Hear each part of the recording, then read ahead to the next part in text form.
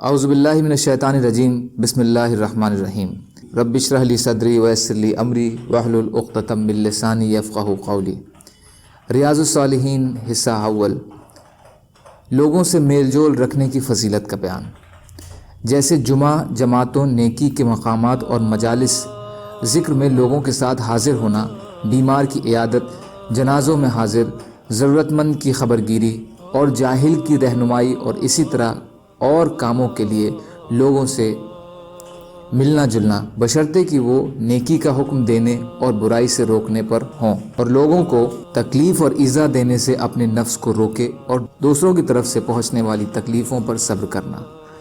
امام نووی رحمۃ اللہ علیہ فرماتے ہیں کہ یہ بات اچھی طرح جان لیجئے کہ لوگوں سے میل جول کا وہ طریقہ جس کا ذکر میں نے کیا ہے، یہی پسندیدہ طریقہ ہے جس پر رسول اللہ صلی اللہ علیہ وسلم اور تمام انبیاء علیہ الصلاۃ والسلام اور اسی طرح خلفائے راشدین رضوان اللہ علیہ اجمعین اور ان کے بعد صحابہ اور تابعین اور ان کے بعد علماء مسلمین اور دیگر نیک لوگ کاربند رہے، اور یہی زیادہ تر تابعین اور ان کے بعد آنے والے لوگوں کا مذہب ہے۔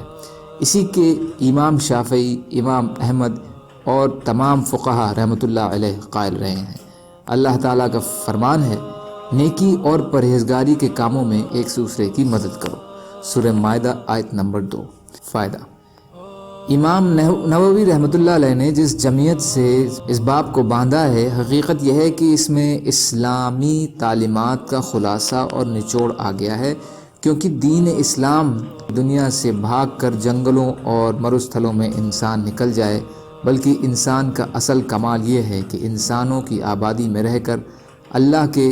اور اس کے بندوں کے دونوں کے حق صحیح طریقے سے ادا کرے، اور حق و باطل کی کشمکش اور مقابلے میں حق کو سربلند کرنے اور باطل کو ختم کرنے کے لیے جدوجہد کرے، اور اس راہ کی صبر آزما مشکلات کو دل سے برداشت کرے۔ اسی لیے ایک حدیث میں فرمایا گیا ہے کہ وہ مومن جو لوگوں سے میل جول رکھتا ہے اور ان سے پہنچنے والی تکلیفوں پر صبر کرتا ہے، وہ اس مومن سے افضل ہے جو نہ لوگوں سے میل ملاپ رکھتا ہے اور نہ ان کی تکلیفوں پر صبر کرتا ہے۔ صحیح جامع صغیر رقم 6651۔ سبحان اللہ و بحمدہ، سبحانک اللہم بحمدک، اشہد ان لا الہ الا انت، استغفرک و اتوب الیک۔ سبحان ربک رب العزت عما یصفون وسلام علی المرسلین والحمد للہ رب العالمین برحمتک یا ارحم الراحمین۔ لا الہ الا اللہ محمد رسول اللہ۔